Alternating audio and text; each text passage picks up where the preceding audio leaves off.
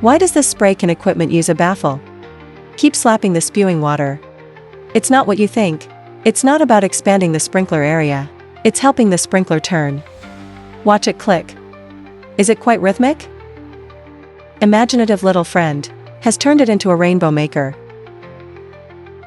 But a baffle? How to do it? Does it keep the can sprayer turning?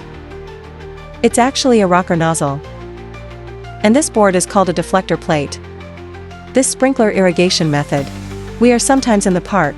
You can also find it on golf courses. You can see it at work. The ejected water will constantly hit the baffle.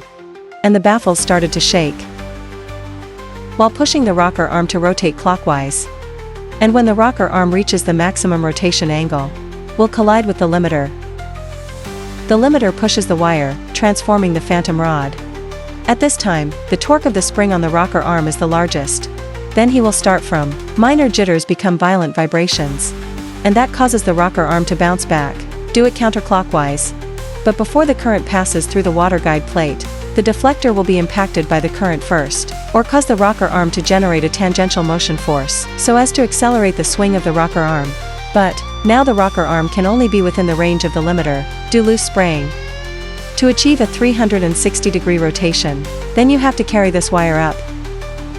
Although the sprinkler area cannot be expanded, but you can adjust the depth of the atomization groove to change that. For example, twist the atomization ditch forward. That spray is water if you twist it back.